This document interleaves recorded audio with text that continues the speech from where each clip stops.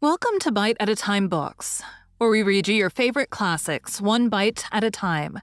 My name is Bree Carlile, and I love to read, and wanted to share my passion with listeners like you. Be sure to follow the show on your favorite podcast platform so you get all the new episodes. Or you can follow the show on YouTube, where we have playlists for all the stories. You can find us on all the social medias at Bite at a Time Books, or on our website, biteatatimebooks.com, where you can also sign up for our newsletter for more information on what we're reading and what's coming next for the podcasts. We're part of the Bite at a Time Books Productions Network. If you'd also like to hear what inspired your favorite classic author to write their novels, and what was going on in the world at the time, check out the Bite at a Time Books Behind the Story podcast, Tuesdays, wherever you listen to podcasts. Today we'll be continuing Wuthering Heights by Emily Brontë. Chapter 27. Bite 2. "Now, Catherine Linton," he said, "stand off or I shall knock you down, and that will make Mrs. Dean mad." Regardless of this warning, she captured his closed hand and its contents again. "We will go," she repeated, exerting her utmost efforts to cause the iron muscles to relax. And finding that her nails made no impression, she applied her teeth pretty sharply. Heathcliff glanced at me at a glance that kept me from interfering a moment. Catherine was too intent on his fingers to notice his face. He opened them suddenly and resigned the object of dispute.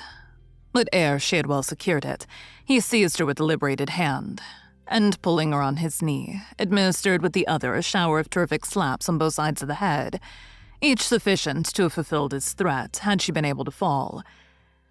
At this diabolical violence, I rushed on him furiously. "You villain!" I began to cry. "You villain!" A touch on the chest silenced me. I am stout, and soon put out of breath, and what with that and the rage, I staggered dizzily back and felt ready to suffocate, or to burst a blood vessel. The scene was over in 2 minutes.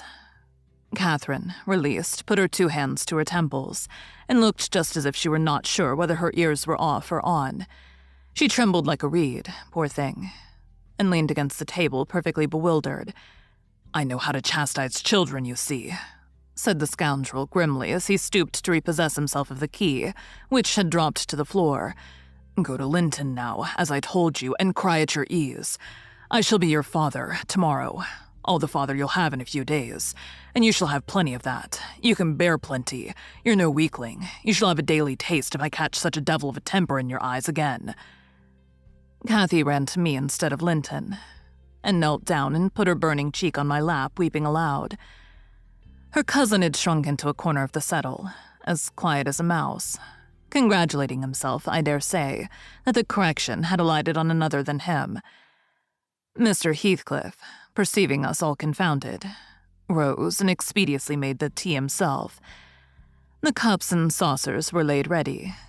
He poured it out and handed me a cup. "Wash away your spleen," he said, "and help your own naughty pet and mine. It is not poisoned, though I prepared it. I'm going out to seek your horses." Our first thought on his departure was to force an exit somewhere. We tried the kitchen door, but that was fastened outside. We looked at the windows. They were too narrow for even Cathy's little figure. "Master Linton," I cried, seeing we were regularly imprisoned, "you know what your diabolical father is after, and you shall tell us, or I'll box your ears as he has done your cousins." "Yes, Linton, you must tell," said Catherine. "It was for your sake I came, and it will be wickedly ungrateful if you refuse." "Give me some tea. I'm thirsty, and then I'll tell you," he answered. "Mrs. Dean, go away. I don't like you standing over me. Now, Catherine, you're letting your tears fall into my cup. I won't drink that. Give me another." Catherine pushed another to him and wiped her face. I felt disgusted at the little wretch's composure, since he was no longer in terror for himself. The anguish he had exhibited on the moor subsided as soon as ever he entered Wuthering Heights, so I guessed he had been menaced with an awful visitation of wrath if he failed in decoying us here. And that accomplished, he had no further immediate fears. "Papa wants us to be married," he continued after sipping some of the liquid. And he knows your papa won't let us marry now, and he's afraid of my dying if we wait. So we're to be married in the morning, and you are to stay here all night. And if you do as he wishes, you shall return home next day and take me with you." "Take her with you? Pitiful changeling," I exclaimed. "You, Mary? Why, the man is mad, or he thinks us fools, every one. And do you imagine that beautiful young lady, that healthy, hearty girl, will tie herself to a little perishing monkey like you? Are you cherishing the notion that anybody, let alone Miss Catherine Linton, would have you for a husband?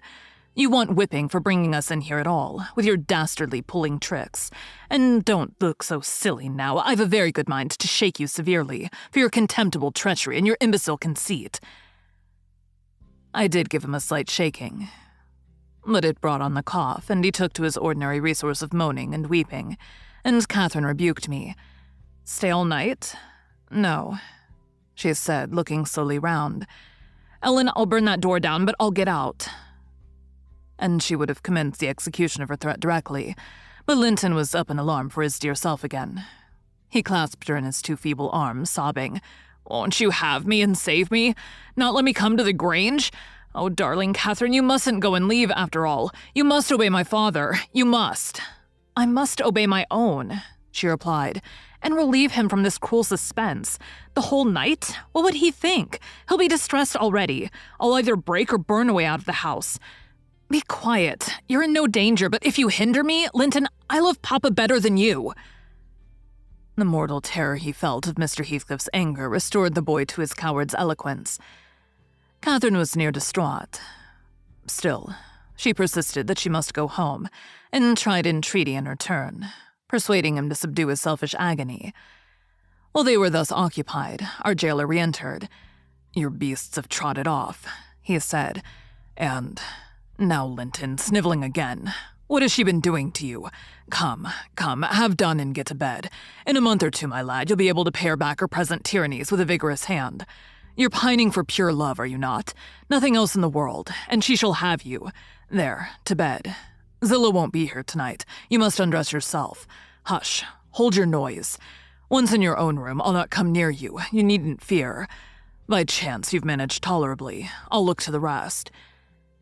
He spoke these words, holding the door open for his son to pass, and the latter achieved his exit exactly as a spaniel might, which suspected the person who attended on it of designing a spiteful squeeze.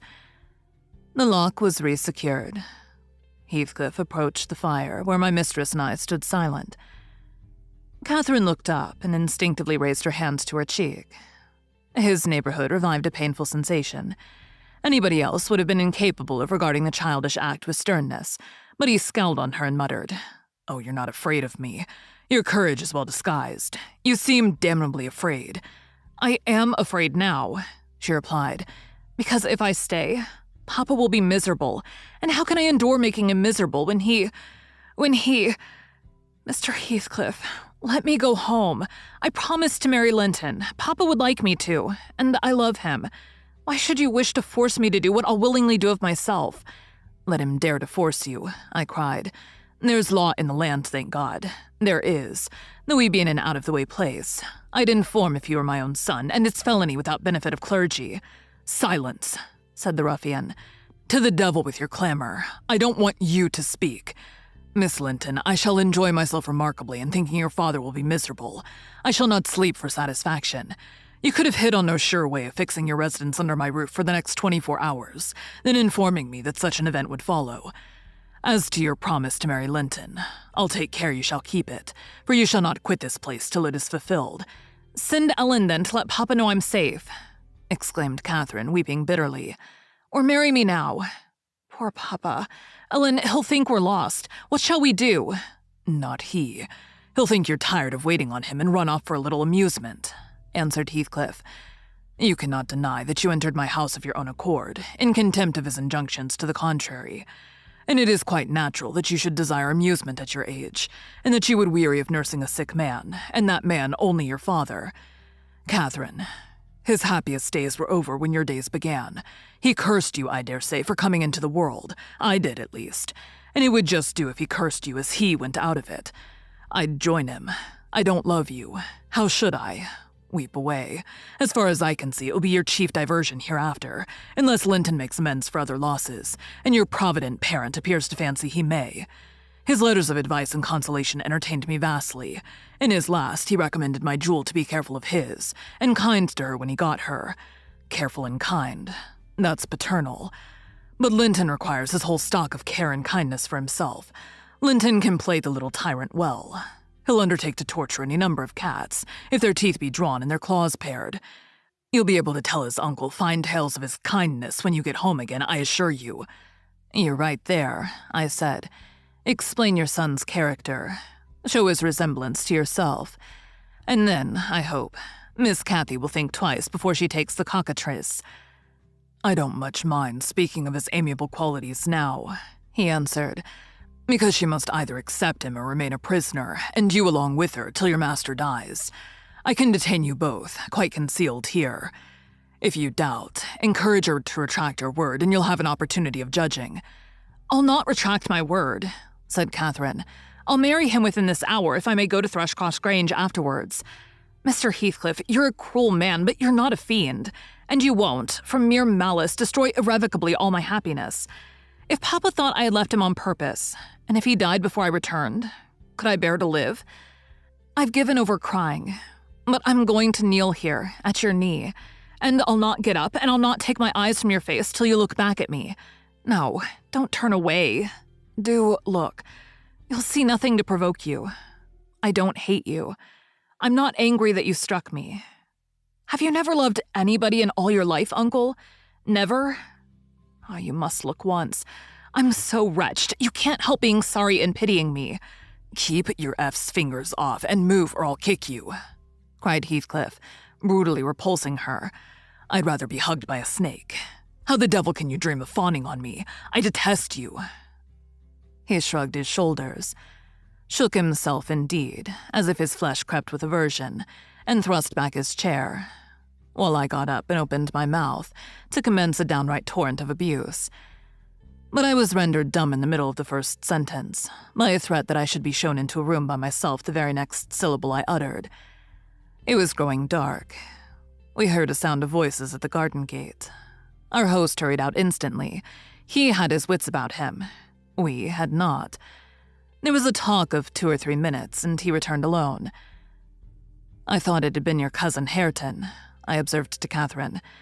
I wish he would arrive. Who knows but he might take our part? It was 3 servants sent to seek you from the Grange, said Heathcliff, overhearing me. You should have opened a lattice and called out, but I could swear that chit is glad you didn't. She's glad to be obliged to stay, I'm certain. At learning the chance we had missed, we both gave vent to our grief without control, and he allowed us to wail on till 9 o'clock. Then he bid us go upstairs, through the kitchen to Zilla's chamber, and I whispered my companion to obey. Perhaps we might contrive to get through the window there, or into a garret and out by its skylight. The window, however, was narrow, like those below, and the garret trap was safe from our attempts, for we were fastened in as before. We neither of us lay down. Catherine took her station by the lattice and watched anxiously for morning, a deep sigh being the only answer I could obtain to my frequent entreaties that she would try to rest. I seated myself in a chair and rocked to and fro, passing harsh judgment on my many derelictions of duty, from which, it struck me then, all the misfortunes of my employers sprang. It was not the case, in reality, I'm aware, but it was, in my imagination, that dismal night, and I thought Heathcliff himself less guilty than I. At 7 o'clock he came and inquired if Miss Linton had risen. She ran to the door immediately and answered, "Yes." "Here, then," he said, opening it and pulling her out. I rose to follow, but he turned the lock again. I demanded my release. "Be patient," he replied. "I'll send up your breakfast in a while." I thumped on the panels and rattled the latch angrily, and Catherine asked why I was still shut up. He answered I must try to endure it another hour, and they went away. I endured it 2 or 3 hours at length. I heard a footstep. Not Heathcliff's. "I've brought you something to eat," said a voice. "Open the door." Complying eagerly, I beheld Hareton laden with food enough to last me all day.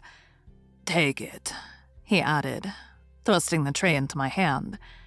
"Stay 1 minute," I began. "Nay," cried he, and retired, regardless of any prayers I could pour forth to detain him. And there I remained enclosed the whole day, and the whole of the next night, and another, and another. 5 nights and 4 days I remained, altogether seeing nobody but Hareton once every morning, and he was a model of a jailer, surly and dumb and deaf to every attempt at moving his sense of justice or compassion. Thank you for joining Bite at a Time Books today, while we read a bite of one of your favorite classics. Again, my name is Bree Carlile, and I hope you join us tomorrow for the next bite of Wuthering Heights. If you enjoyed our show, be sure to follow us so you get all the new episodes. We would also love for you to drop us a rating on your favorite podcast platform. You can catch us on all the social medias at Bite at a Time Books, or check out our website, biteatatimebooks.com, where you can sign up for our newsletter. Our show is part of the Bite at a Time Books Productions Network. If you would also like to hear about the authors who write the books we read on the show, check out the Bite at a Time Books Behind the Story podcast, wherever you listen to podcasts, or on biteatatimebooksbehindthestory.com.